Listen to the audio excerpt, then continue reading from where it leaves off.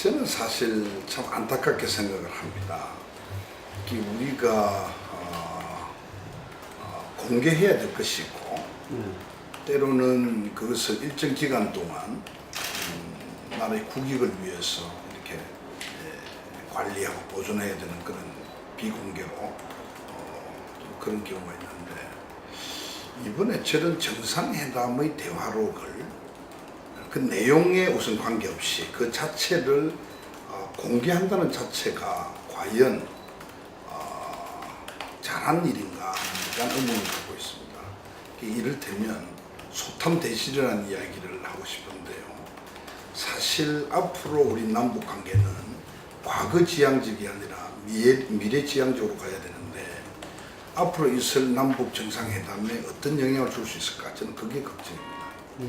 우리가 정말 남북이 정상이 만나면 정말 나라의 미래를, 우리 조국의 통일과 미래를 위해서 가슴을 터놓고 얘기할 수 있어야 되는데, 이러한 전례가 있게 되면 굉장히 신경을 안 쓸 수가 없게 되겠죠.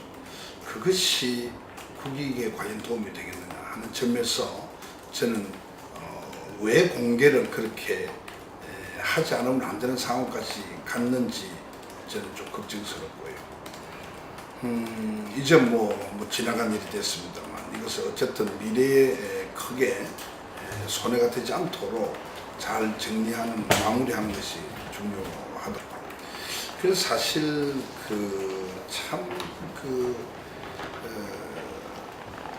정치를 하는 사람의 한 사람으로서 이렇게 보면 참 안타까운 일이죠. 지금 국내외의 여러 가지 문제나 우리가 지금 안고 있는 엄청난 문제들을 다 뒤로 두고 이런 어떤 국정원의 댓글 문제라든지 그 대화록 문제라든지 이런 것으로 인해서 지금 전국이 경색돼 가는 것은 참으로 안타까운 일이다, 이렇게 생각합니다. 하루빨리 이런 것을 정리를 하고 다시 그 나라가 안고 있는 많은 문제점들을 정치권에서 하나하나 풀어가는 그런 좀 미래지향적인, 생산적인 그런 국회가 되기를 기대하고 있습니다. 저는 이번에 그 시진핑과의 정상회담이 굉장히 중요하다고 생각합니다. 지금 방금 말씀드린 대로 그런 어떤 정리의 수준뿐만 아니고 정리 플러스 미래를 향한 저는 아주 중요한 회담이 될 것이다, 이렇게 보고 있습니다. 그 이유는 중국이 이제는 변했습니다. 중국이 어떻게 변했느냐? 중국은 이제는 세계 G2 국가라고 할 만치 중국의 몸집이 벌써 경제적으로나 군사적으로 달라졌고요. 그리고 중국의 생각이 달라졌습니다. 다르게 말하면 중국의 생각이라는 게 이제는 세계의 G2 국가로서의 책무, 인류 공영과 세계 평화에 대한 어떤 책임감, 이런 것들을 중국이 이제는 생각하지 않을 수가 없는 거죠.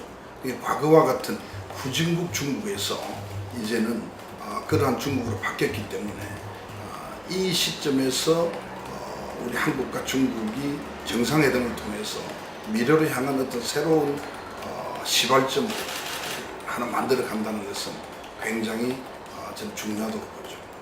그게 이제 문제인데요. 그게 우리가 뭐라고 그럴까요?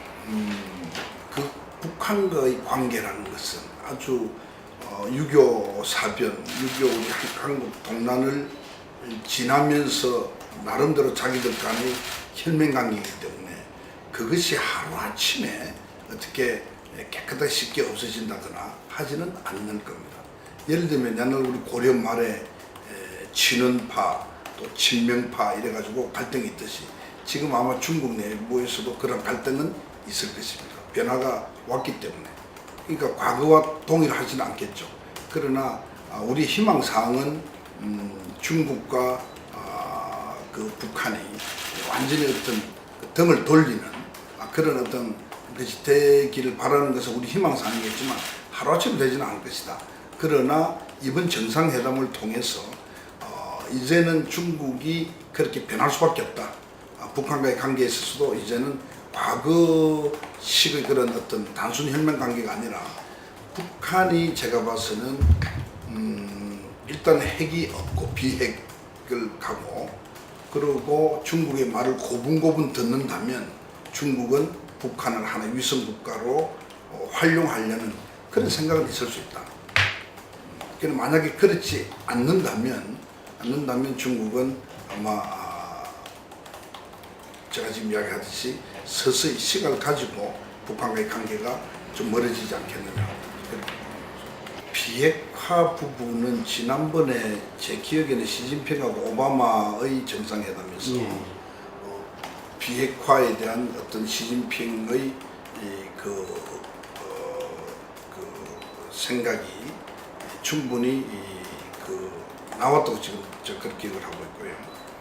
그리고 최용해가 중국에 갔을 때 시진핑이 핵에 대해서 단호한 얘기를 한 보도를 제가 봤습니다. 그런 걸 봐서는 비핵화는 이제 기본입니다. 제가 볼 때는. 그러니까 우리가 지금 가서 한중 정상회담에서 단순히 비핵화에 대한 얘기만 하고 오는 것은 그거는 좋은 결과라고 할 수 없는 거예요. 그 자체는 이미 그거는 결정되어 있는 것이니까. 문제는 제가 지금 볼 때는 우리 박근혜 대통령이 시진핑 주석에게 비핵화를 이룰 수 있는 궁극적인 방법은 한반도 통일밖에 없다 하는 인식을 확실하게 심어줘요.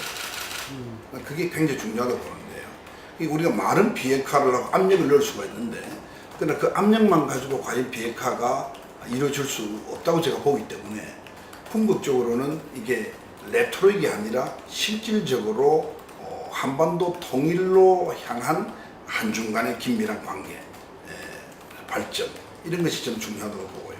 그것에 대한 인식을 심어주고 그에 대한 약속을 받아오는 것이 굉장히 중요하다. 그러니까 다시 말하면 궁극적으로 시진핑의 머릿속에 한반도의 통일만이 유일하고 완벽하게 북한을 비핵화할 수 있는 것이다 하는 인식을 심어주고 그에 대한 약속을 받아오는 것이 굉장히 중요한 것이다. 이 20세기와 21세기 시대가 바뀌고 있지 않습니까? 지금 중국이 소련의 해체되고 러시아가 생기고 또 이제 중국이 이제 G2로 올라오고 미국이 세계 최강대국에서 이제는 좀 내려오고 이런 여러 변화가 있지 않습니까? 이런 변화 속에서 우리의 그 통일에 대한 것도 저는 변화를 해야 된다고 보는데 가장 중요한 것이 뭐냐? 결국은 우리를 싸고 있는 4대 강국. 그러니까 미, 중, 러일 이 4대 강국과 그리고 제가 이제 아세안에 가끔 가보면요. 아세안 인도네시아를 중심으로 한 아세안 국가가 제가 봐서는 미래의 큰 용이 될 수 있다고 제가 보기 때문에 아세안과 그리고 비록 지금 많이 좀 쇠퇴했다고 하지만 그러나 세계에서 중요한 그걸 점하고 있는 EU 국가 이 6그룹에게 말이죠. 한반도의 이 통일이 인류 공영과 세계 평화, 동북아 평화는 물론이고 가장 중요한 일이다 하는 것을 인식을 지키고 그것을 위해서 저는 해야 될 일이 있다고 봅니다. 예를 들면 첫째는 우리 대한민국은 5,000년 역사 동안에 어느 나라도 침범해 본 적이 없는 아주 선하고 좋은 나라다. 쉽게 말하면 착한 나라다. 이게 선한 대한민국이다 하는 이미지를 확실히 심어줘요. 그래야 통일이 되고 난 뒤 대한민국이 어떤 흩은 짓을 하지 않는다는 것을 그분들 알려줘야 되고요. 그리고 이제 우리가 보통 말하는 그 생명의 존중, 인권의 존중, 그런 것에 기반한 인본주의에 기반한 품격 높은 대한민국. 우리 대한민국이라는 나라는 통일이 되면 그러한 나라가 될 것이다 하는 이제 그런 거 말이죠. 그리고 이제 김구 선생이 이야기했듯이 우리는 군사 강국을 원하지 않는 나라다. 우리는 문화 강국을 원하는 그런 나라다. 그러니까 우리는 5,000년 역사에서 문화를 사랑하는 민족이다 하는 것도 알려주고요. 저는 그러한 것이 제가 말한 그 주변 강국과 아세안과 EU까지 잘 설득해 가고 알려가는 것이 이거는 뭐 꼭 정통 외교관뿐만 아니고 우리 어원 외교뿐만 아니고 모든 우리 국민들이 그러한 기본적인 생각 속에 외국인들과 외국 지도자들에게 전해야 된다 그런 생각을 하고 있죠. 그렇게 되면 도움을 받을 걸로 보고요. 저는 하루아침에 북한이 예를 들면 급속한 붕괴로 인한 그런 통일은 저는 바람직하지도 않고 그래 돼서는 안 된다고 보는 사람이기 때문에 더더구나 시간을 좀 가질 필요가 있다 이렇게.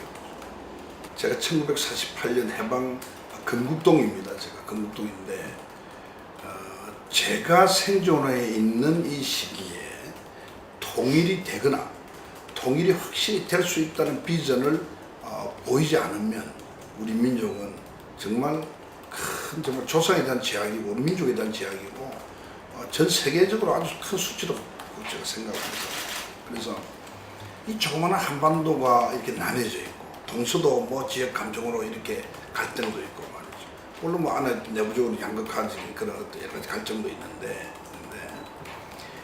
여기에서 가장 중요한 것은 통일로 제가 본 거죠. 통일이 되면은 많은 문제, 어쩌면 거의 80~90% 이상의 우리가 안고 있는 문제가 해결될 수 있다 이렇게 보기 때문에 저는 통일을 굉장히 중요하게 생각했고 그것이 제가 이제 정치를 하는 그 목적 중에 하나가 통일을 위한 통일로 향한 어떤 그 뭐라 그럴까요? 뭐 선도적인 역할을 한다고 그럴까요?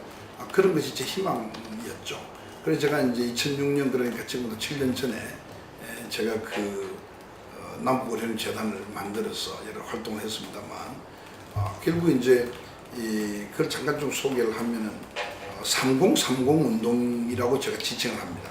3030 운동이 뭐냐면 우리 남북어려운협력재단의 목표가 그건데 일부 그러니까 북한 전역에 30곳을 지정을 했어. 인구가 좀 밀집한 지역 30곳을 지정을 해가지고 거기에 30병상의 소규모 병원을 짓는다고 하죠. 그래서 저는 그걸 종자병원이라고 이제 일컫고 있고 그 종자병원은 우리가 통일이 되면 종합병원이 될 수 있는 하나의 종자 씨앗이 된다 하는 뜻에서 제가 그렇게 이름을 붙였습니다.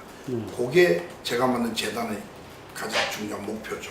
목표인데 그걸 위해서는 남북 간에 우선 전 나름대로 그 사람들이 저를 인정해야 되고 서로 신뢰를 해야 되기 때문에 그동안에 이제 뭐 의약품이라든지 환자복이라든지 환자 침대라든지 이런 것도 지원도 해주고 이렇게 해왔습니다만 뭐 액수로 따지면은 한 80~90억, 80억 정도 쯤 된다는 그런 제가 보고를 들은 바가 있습니다만 지난 한 5년 동안에 아시다시피 남북 관계 경색됐지 않습니까? 그러니까 큰 활동을 할 수가 없었죠.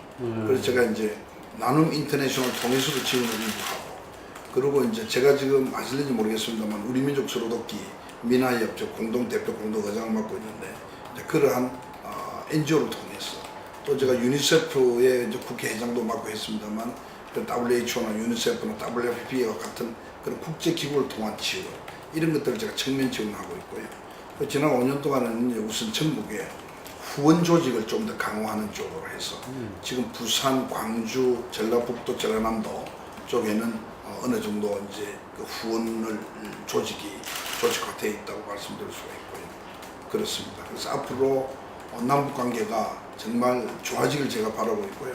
이번에도 대화가 무산됨으로써 굉장히 제가 참 기대가 컸는데 또 실망이 됐습니다만 이 남북 관계가 이 그 박근혜 대통령이 말하는 신뢰 프로세스에 따라서 잘 되기를 제가 바라고 그렇게 되면 제가 하는 이 일도 더 많은 성과를 낼 수 있지 않겠느냐 그런 생각이 듭니다. 그 무산이 잘 됐다 안 됐다에 대한 제 그 이야기는 하고 싶지 않고요. 왜 우리 국민들이 70%를 그랬는지 그거는 이제 제가 봐서는 우리가 자존심이 있지 격에 맞게끔 회담을 해야 된다. 그러니까 그 격에 맞지 않는 것 때문에 무산된 것은 우리 잘된 것이다. 아마 그런 어떤 단순 논리일 가능성도 많다.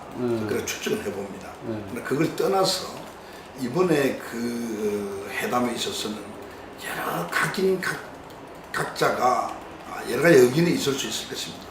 그러나 제가 이번에 볼 때는 이번만은 북한이 상당히 전술 전략적 접근을 한 것이다.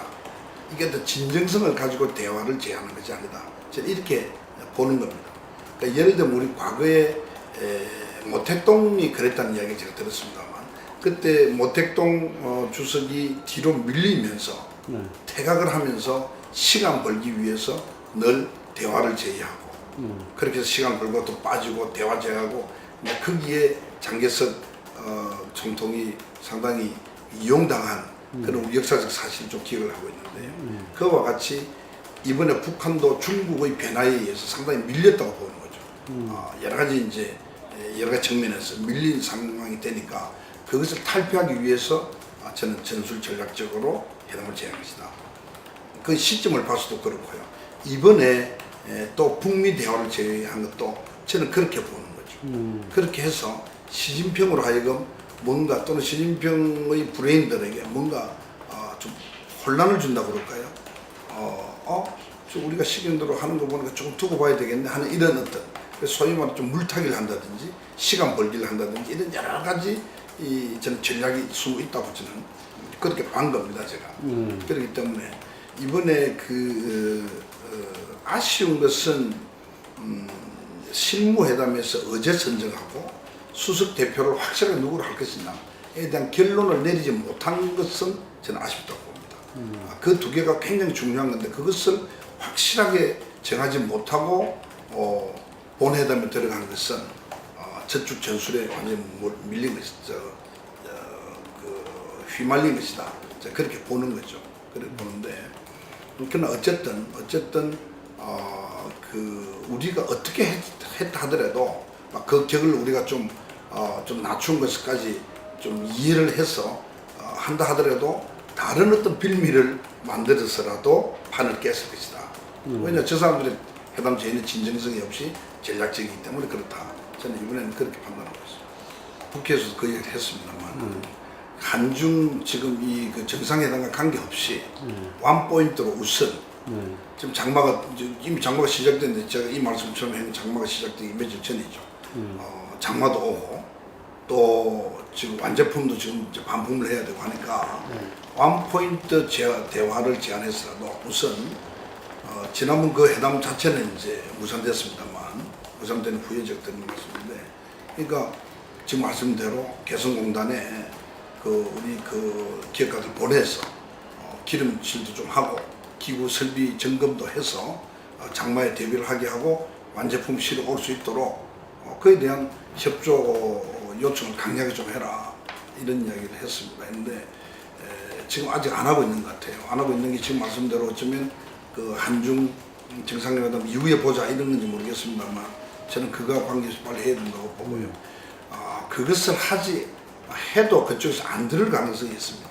그럴 경우에는 저는 이 정부가 전적인 그 개성공단 기업가들의 그 피해를 보상하는 전적인 보상을 정부가 지금부터 준비를 하라라고 제가 요청을 하고 있습니다. 여러 가지 잘한 점도 있고 여러 가지 이제 좀 잘못된 점이나 고쳤으면 좋겠다는 점도 저는 있다고 봅니다. 근데 잘한 것은 지금 우리가 이야기하듯이 그런 안보 외교 측면에서는 지금 잘하고 계시고요. 아마 국민들의 지지도가 높아진 것도 저는 그것에 연유한다고 봅니다.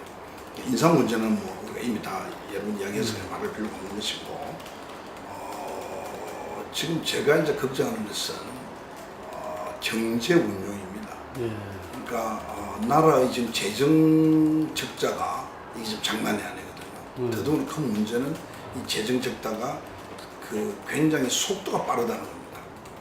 적자의 속도가 너무 빨라서 사실 우리가 IMF 때 견뎌냈던 것은 그 당시에 97년도에 우리의 재정 상태가 좋았기 때문에 가능했거든요. 그런데 지금은 상황이 그게 아니에요. 제가 볼 때. 그게 좀 걱정인데 지금 이제 그 중에서도 지금 예를 들면 경제 운용 또 예산 운용 이런 데서 하나 제가 우려하는 것이 과거의 대통령 후보 시절에 한 공약 이것을 지키는 것이 당신의 기본과 원칙을 지키는 것으로 생각을 하시고 그 물론 당연한 말씀이지만 그러나 정치를 하면 그 시대 또 그 여건의 상황의 변화에 따라서 저는 좀 변화가 있어야 된다고 보거든요. 그러니까 공약은 이렇게 했지만 지금 상황이 이렇게 됐기 때문에 예상치 못한 부분 때문에 복지를 어떻게 해야 되겠다든지 이렇게 해서 이 전체 국가 경영에 있어서 조화와 균형을 굉장히 중요시해야 되는데 그 점이 좀 부족하다 하는 제가 그런 걱정을 좀 하고 있습니다. 그게 보시면 괜히 정세라는 게 말이죠. 정세라는 게 시기가 굉장히 중요하거든요. 타이밍이. 지금은 나라의 경제가 굉장히 어려운 상황으로 접어들고 있습니다. 우리뿐만 아니고 전 세계 경제가 다 그렇고요. 지금 더더구나 이제는 중국과 미국까지도 경제에 지금 문제가 지금 생길 여지가 보이기 때문에 굉장히 출렁거리고 있지 않습니까? 이런 상황에서 정세까지 얘기한다는 것은 시기적으로 맞지 않습니다. 복지를 제대로 하기 위해서는 분명히 정세는 해야 됩니다. 정세를 해야 되는데, 그러나 그 정세를 하기 전에는 몇 가지 전제가 있는 거죠. 첫째는 경제가 안정이 돼야 돼요. 그리고 기업하는 사람들이나 국민들이 신바람 나게 자기 일을 제대로 열심히 할 수 있는 그런 분위기 조성이 돼야 됩니다. 이런 것들이 이제 되어주면서 국민들이 스스로 세금 좀 더 내야 되겠다, 이렇게 돼야 되는데, 거기서 또 하나 더 필요한 게 뭐냐면요, 부정부패가 없어져야 됩니다. 쉽게 말하면 이 복지에 관계되는 돈이나 예산이 무언가 채물 빠지듯이 뭔가 새고 있다 하는 데 대한 국민들이 불신을 없애줘야 됩니다. 그것이 어떤 법적인 건 이것만 갖고는 안 되는 거죠. 그리고 우리 국민 전체 분위기가 이제 우리 좀 정직하자, 우리 좀 제대로 하자, 정말 내가 받는 그 수익만 가지고 좀 허리도 쪼매서 한번 살아보자, 그리고 모두 정직하게 하자 하는 이런 어떤 국민적 분위기가 살아나야 저는 그 정세하는 데는 어려움이 없을 것이다, 이렇게 보고요. 지금은 그런 여러 가지가 굉장히 안 좋은 상황이기 때문에 정세를 한들 국민들이 조세 저항만 일으키지 오히려 동의하지 않을 것이다, 이렇게 보죠. 저는 사실 제가 처음 초대선 때는 4년 중인 정 부통령제 양하원 통일을 대비해서 그런 생각을 했습니다. 그 양하원 같은 경우에는 지금 수도권 중심으로 나라가 움직이다 보니까 수도권 인구가 밀집되고 그 외 지방은 지금 인구가 줄기 때문에 지방이 결국 불이익을 보게 되는 거죠. 여러 가지 이제 법을 만들거나 경제를 운영하는 데 있어서. 그래서 저는 상원이 필요하다고 봤고요. 그게 미국과 같이 인구에 관계없이 각 시도에 두 사람 그 상원의원을 주면 되니까 밸런스가 맞아지는 거죠. 그 생각을 했고요. 정 부통령제는 이제 미래를 위해서, 죄송합니다, 예를 들어서 지금 메르켈은 동독 사람이 수록하지만 어느 한쪽이 대통령 하게 되면 한쪽은 부통령을 한다는 데서 어떤 조화를 이루는 이런 쪽에 그걸 생각을 했는데, 저는 거기에 더 나아가서 말이죠, 지금은 세상이 너무 다양해졌어요. 예를 들면 그때 천불, 이천불 때의 대한민국의 몸집이라고 그러면 이제는 몸집이 아주 거대 몸집이 된 겁니다. 이것을 과연 한 사람이 생각하고 지시하고 쉽게 말하면 그것을 govern할 수 있게끔, 통치할 수 있게끔 될 것이냐, 저는 인간의 힘으로는 부족하다고 봅니다. 그렇기 때문에 이 시스템을 그대로 가져가면 이것은 분명히 실패한다, 이렇게 봅니다. 그러니까 미국하고는 우리가 완전히 다른 거죠. 미국은 대통령이 있지만 의회의 권력이 굉장히 강화되어 있지 않습니까? 쉽게 말하면 감사원까지도 우리나라 감사원의 그 여러 가지 그 예산에 대한 어떤 감사는 그 국회에 다 있지 않습니까? 예를 들면.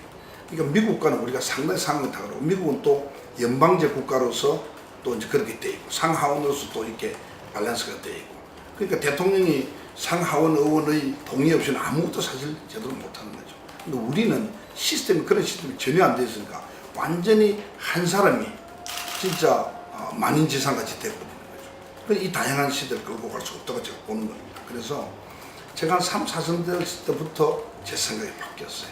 그러니까 대통령제와, 그러니까 이 국가를 대표하고 국방, 안보, 외교, 이것은 뭐 대통령이 부분적으로 오버랩도 되겠습니다만 주로 하고, 나머지는 이 국내 살림은 총리가 하는 그런 시스템으로 좀 가야 된다. 그게 지금 소위 말하면 이제 이원 집정제 또는 분권형 대통령제 뭐 이렇게 말할 수 있겠죠. 근데 저는 지금 우리나라는 국민들이 직접 대통령을 뽑고 싶은 열망이 과거 독재 시대 동안에 우리가 너무 눌려가지고 그 열망이 어느 민족 나라 국민보다 많기 때문에 저는 그 포르투갈에 가보니까 말이에요. 그 대통령제인데 그 분권형 대통령제인데도 그 대통령에게 권한이 아주 큰 권한이 하나 더 있더라고요. 그게 뭐냐면 국회 해상권을 주었더라고요. 그 굉장히 대단한 권한이죠, 그게. 그렇기 때문에 그것을 포르투갈에서 반 대통령제, 세미 프레지덴셜리즘 이렇게 이야기를 하는데, 저는 그것도 아주 좋은 것이 아니겠느냐. 그래서 저는 지금 분권형 대통령제를 주장을 하고 있습니다. 저는 사실 그 전문가가 아니기 때문에 그냥 정치인의 한 사람으로서 그냥 개념만 갖고 있는데 현재와 같아서는 안 된다는 거죠. 현재 이 제도는 뭐 조선시대의 그 시스템을 중심으로 해서 지금 이게 좀 분화되어 온 것인데, 저는 지금 이명박 정권 때 이야기한 그런 어떤 그 지역 그 크기를 이렇게 조정하는, 그래서 그 넓이보다는 이제 인구를 가지고 주로 이야기를 많이 하는데요. 대개 한 80만에서 한 130만. 그러니까 일본으로 치면 현과 같은 그러한 쪽으로 가는 게 저는 맞다고 보는 거죠. 근데 문제는 지금 이제 마창진 통합에서도 보면 알겠습니다만 그 지역의 어떤 그 작은 이익 때문에 다시 마산이 분리해야 된다는 얘기들도 하고 있지 않습니까? 그러니까 이게 결국은 우리 국민들이 이에 대한 충분한 그 설득 작업이나 이해를 높이지 않고는 되기가 상당히 어렵다. 그동안 굉장히 고착화되어 있는 거죠. 그러니까 그 고착화된 속에서 어떤 변화를 하려고 그러니까 이게 뭔가 불이익을 보는 것 같단 말이죠. 그러니까 지금 우리 사회가 갖고 있는 문제 중 하나가 이기주의 아니겠어요? 그게 지역 이기주의도 들어간단 말이에요.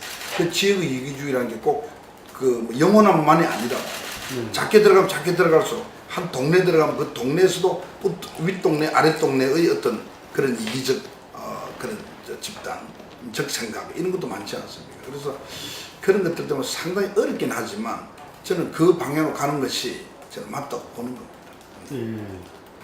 제가 사실은 그건 제가 국회의원 되기 한 4, 5년 전부터 시작을 한 거죠. 그러니까 1991년쯤 시작을 했을 겁니다. 국회의원 96년이 되었어요. 그리고 이제 국회의원 되기 전이나 되고 난 뒤나 제가 그걸 지속적으로 쭉 변함없이 했죠. 어떤 행동이라는 게 그게 많은 사람이 저보고 그런 얘기를 해요.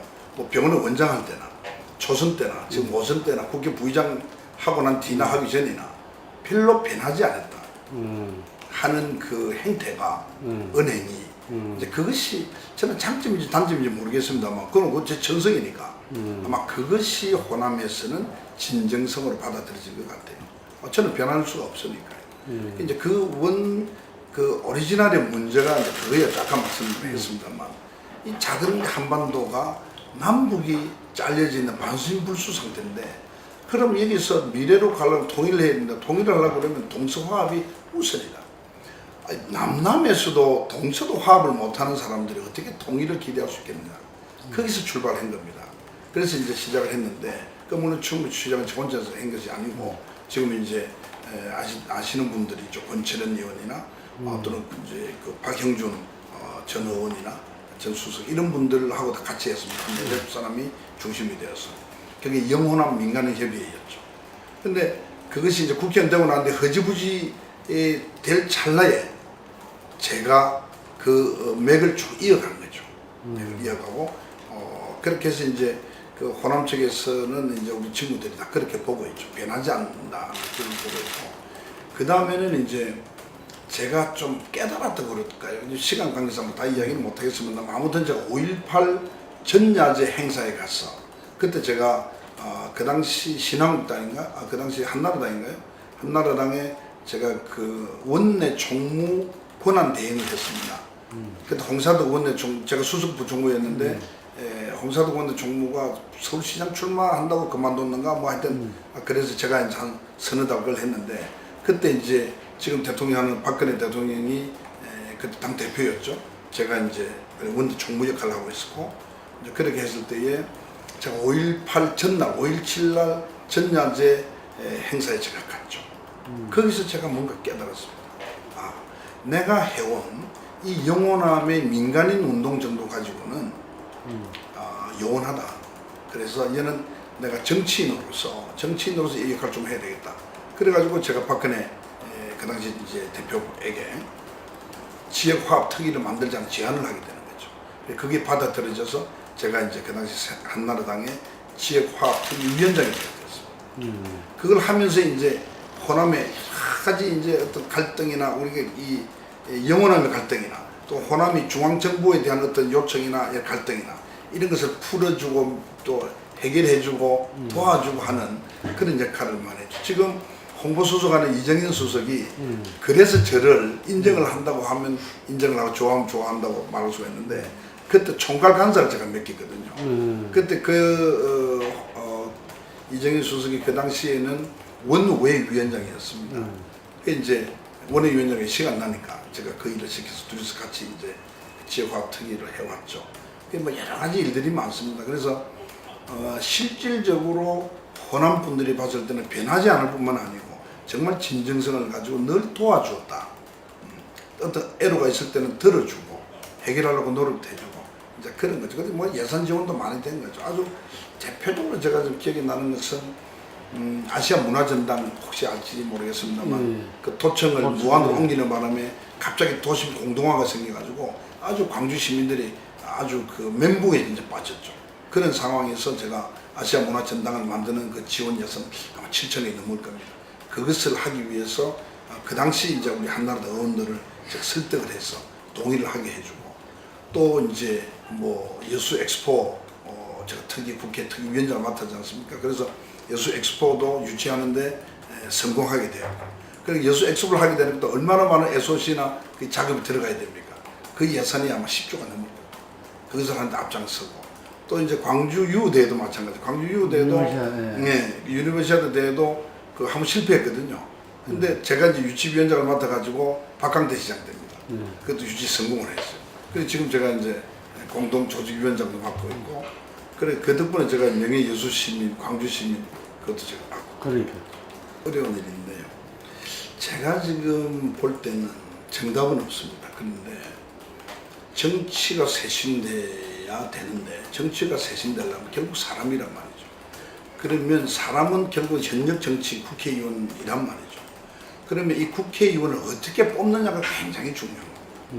국회의원을 뽑는 그 과정을 보면 옛날 상김시대나 뭐 우리 이해창 또 저쪽에서는 뭐 제가 저쪽 당 잘 모르겠습니다만 하여튼 지금 우리 이번에 19대 공천이나 이런 공천을 하는 과정을 보면 공천위원회 구성 그리고 공천하는 그 결과 이런 걸 보면 내용을 보면 상당히 비합리적, 비민주적 이런 것들이 많이 요소가 포함되어 있는 거죠. 그러니까 이 공천을 제대로 쇄신해내서 제대로 국회의원들을 이렇게 그 좋은 국회의원을 많이 양산시킬 수 있는 하루아침에 물론 안 될 겁니다. 그러나 그렇게 될 수 있는 시스템을 갖추는 게 굉장히 중요하다. 그렇게 해서 국민들이 정말 늘 최선을 뽑을 수 있게끔. 그러니까 야, 이 뭐 최선이 없으면 차선이고 차선에서 차악이라고 뽑아야 된다. 차악들이 모여가지고 제대로 될 수가 없죠. 또 하나는 이 보통 이제 그 저는 그 언론의 영향이 크다고 보는데요. 물갈이. 근데 물갈이를 너무 심하게 하니까 지금 제가 정확하게는 모르겠습니다만 17, 18, 19대 거의 아마 초선이 과반이 넘었을 겁니다. 그러니까 정치가 어떤 그 발전을 해 가기보다는 쉽게 말해 어떤 하나의 이것도 하나의 전문성이 있다는 게 축적돼 가야 되는데 축적되기보다는 이게 자꾸 빠져나가 버리고 새로 또 바뀌고 이렇게 되니까 늘 이제 그 장단으로 갈 가능성이 많고 더더구나 제가 그동안 느끼는 것은 뭐 동료 의원들이 좀 미안한 말씀이 될 수도 있겠습니다만 국회의원 되기 이전의 자기의 삶에서의 태도나 언행이나 여러 가지 사고가 첫 4년 동안에 그대로 묻어나는 거죠. 의정활동에서. 그러니까 상임위에서 쓸데없이 서로 여야가 싸운다든지 그 싸우는 게 무슨 폭행이 아니라 뭐 언어로서라도 말이죠. 어떤 고운 언어가 왔다 갔다 하지 못한 뭐 그런 것들을 포함해서 그것이 지금 문제가 있다고 보죠. 그렇기 때문에 결국은 공천을 어떻게 하느냐 이게 굉장히 중요해요. 그 다음에 이제는 과거와 다릅니다. 이게 뭐가 다르냐면 선거가 과거에 제가 처음에 출마했을 때 보니까 돈선거 그 다음에 금권 선거를 하는 게 돈선거 그 다음에는 뭡니까 일반 권력 옛날에는 관권 선거 관권 선거 이런 것이 많았는데 지금은 거의 그것이 없어지면서 이제는 흑색 선전 정도가 좀 있을까. 그러나 국민의 수준이 높아지는 흑색 선전이 잘 안 빠져가지고 설득하면 이해를 하고 그렇게 보면 제가 처음에 초선 들어올 때 비하면 지금 선거 풍토가 굉장히 좋아졌어요. 이 말은 뭘 의미하느냐. 정말 뜻있는 많은 훌륭한 정치적인 어떤 그 능력을 가진 사람들이 이제는 출마를 할 수 있게 된 거죠. 그러니까 유권자들이 정말 잘 그 선택을 할 수 있어야 되는데 정당 정치를 하는 대한민국에서는 그 정당에서 그 좋은 분들을 공천을 줘야 될 거 아닙니까? 아까 말씀드린 그것이 제대로 안 되니까 지금은 이제 그런 여러 가지 자양은 다 돼 있는데 아직 그것이 제대로 이제 펼쳐지지 못한 것이 굉장히 안타깝죠. 그것만 가지고 물론 해결될 문제는 아니지만 그러나 그것이 굉장히 중요하다. 그것이 4년 가고 8년 가면 저는 분명히 좋아질 수 있다 이렇게 보고요. 지금 제가 5선 의원인데 지금 6선이라면 지금 강창희 의장님 6선이고요. 이인재 의원이 6선이고 정몽준이 7선이고 세 사람밖에 없지 않습니까? 5선이 우리 새누리당에 지금 5명인가? 지금 박근혜 대통령 포함해서 5명 이제 빠지고 4사람이라. 이게 무슨 말이냐? 제가 볼 때는 국회 구성원의 그 퍼센테이지 그 뭐라 해야 됩니까? 구성 비율이 지금은 피라미드형으로 돼 있으면서 피라미드도 아니고 그냥 바닥에 펑퍼짐한 그 초재선이 75% 이상을 점하는 그리고 4선 이상은 거의 뭐 숫자가 얼마 안 되는 이런 형태의 그림을 그리고 있는 거죠. 근데 제가 늘 주장하는 것은 뭐냐? 이게 그 항아리 있잖아요. 그 달 항아리와 같은. 그러니까 밑에 바닥은 한 25%, 중간이 한 50%, 위에가 한 25%. 그렇게 해서 노장층의 조화와 이 선수의 조화가 이루어질 때 이 나라 정치가 바로 갈 수 있다. 근데 그것이 안 되기 때문에 국민들이 생각에 아이 저 안 되겠다, 저 바꿔야 돼. 그래 또 새로 또 우욱 바뀌고 하니까 그 장단이라는 표현은 맞지는 않습니다만 큰 어떤 변화 없이 오히려 전체적으로 사회나 정치나 경제 문화가 발전하는 데 비하면 이것은 오히려 가만히 있으니까 낙후되는 결과를 초래한다. 이런 걱정을 좀. 3선 이상은 뭐 다 물갈이 돼서 만들어. 그렇습니다. 그렇습니다. 나이도 마찬가지고요. 예. 나이도 60이라도 건강 상태나 사고가 아주 과거적인 사람이 있을 수가 있고 80이라도 젊은 사고를 갖고 늘 자기 개발하고 변화하려고 그러고 적응하려고 그러는 그런 또 사람이 있지 않습니까? 근데 우리는 아마 70 이상은 안 돼. 뭐 예를 들어서 이런 식으로. 그럼 70도 천태만상인데 말이죠. 근데 그러한 것이 아직은 제가 봐서 후진적입니다. 저는 뭐 그 개인에 대해서는 이야기하고 싶지 않고 저는 개인 전혀 몰라요 사실은. 제가 이번에 그 국회의원 되시고 선서한 날 제가 이제 고등학교 제가 선배니까 제가 선배로서 예를 갖추러 같이 인사를 서로 나누고 악수한 게 전부입니다. 사실 동네도 뭐 근접하고 제가 얘기 들어보니까 제 장인어르신하고 그 안철수 의원의 정부장 어르신하고도 서로 아는 사이였고요. 같은 여사하고 거리가 멀지 않으니까 그랬다 그러는데 저는 개인적으로 잘 모르는데 아무튼 안철수란 개인 때문에 그 개인이 뛰어나고 그 개인이 이 시대에 꼭 필요해서 안철수 현상이 생긴 것이 아니라고 저는 보는 사람입니다. 기존의 정치가 국민들에게 너무나 많은 실망을 줬기 때문에 어떤 아이디어나 이상적 어떤 정치인 모델을 하나 생각을 하고 거기에 안철수라는 이름을 저는 쓴 것이다 이렇게 생각하기 때문에 안철수 그 의원 당사자가 그 점을 잘 아시고 앞으로 훌륭한 정치인으로 크기 위해서는 많은 개인적인 노력 또 여러 가지 정치가 가지는 여러 가지 넓은 공부 이런 것도 필요할 것이다 이렇게 보죠. 저는 제가 아까 말 정치 쇄신에서 공천부터 바뀌어야 되고요. 거기 바뀌기 위해서는 과거에 우리가 거의 뭐 내용적으로는 선진국형에 묻히지 않는 툴이 있습니다. 지금 다 얘기가 다 돼 있어요. 소위 말하면 상향식 공천이나 국민 경선이나 이런 거 다 돼 있는데 이것을 과연 실행할 것이냐. 저는 박근혜 대통령 이 5년이 지나면 이제는 우리나라 정치가 큰 핵을 하나 끊는다고 보죠. 저는. 그런데 이제 완전한 어떤 변화를 하지 않으면 안 되는 겁니다. 만약에 안 하게 되면 정말 어떤 그 국민들이 거부 현상이 일어날는지 저는 걱정이고요. 또 분명히 이거는 그렇게 미래지향적으로 변화해 가지 않으면 통일 앞두고요. 세계 경제가 지금 아슬아슬하거든요. 우리가 정말 정신 차려서 제대로 이렇게 받쳐주지 못하면 나라의 운명이 아르헨티나나 필리핀까지 안 된다는 보장이 전혀 없는 겁니다. 현재 지금 잘 산다고 해서 영으로 잘 산다. 3대 부자 없고 100년간은 기업이 드뭅니다. 이 세상에. 나라도 저는 마찬가지로 보는 거예요. 그렇기 때문에 여기서 가장 중요한 게 정치인데, 그럼 정치가 바뀌어야 되고, 정치가 바뀌려면 사람이 바뀌어야 되고, 그 사람이 안 바뀌대로 사람 마음이 바뀌어야 되는데 지금 거기에 대한 것이 과연 바뀌었느냐. 저는 한나라당에서 새누리당 이름만 바뀌었지. 쉽게 말하면 식당의 간판은 바뀌었지만 안에 내용에 있어서는 사람들은 이제 공천을 통해서나 여러 가지 많이 바뀌긴 했죠. 그런데 그 바뀌었다고 해서 아까 얘기했듯이 변화 이꼬로 잘한 것은 아니라는 거죠. 바람직한 변화가 있고 바람직하지 못한 변화가 있기 때문에 그건 제가 지금 평가를 하기에는 아직 좀 이르죠. 그러나 그런 정도를 우리 국민이 바라는 건 아니죠.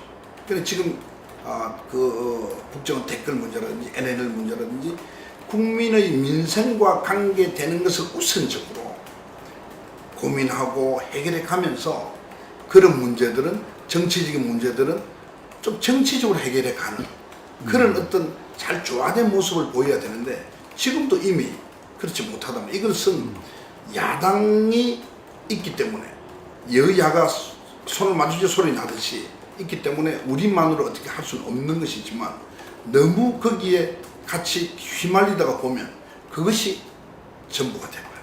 그게 민생이 뒷전이 돼요. 그럼 지금 그걸 보고 있는 국민들이 과연 어떻게 보고 있을까? 이것을 우리가 늘 염두에 둬야 되는데 지금 제가 봐서는 그런 것도 좀 부족하죠. 그렇기 때문에 정말 뭐 저도 잘 모르겠어요. 과연 어떤 것이 대한민국 한국적 선진행 정치인지는 제가 잘 모르겠습니다만 서로 이런 대화를 통해서 고민해가고 그런 쪽으로 가야 되겠죠.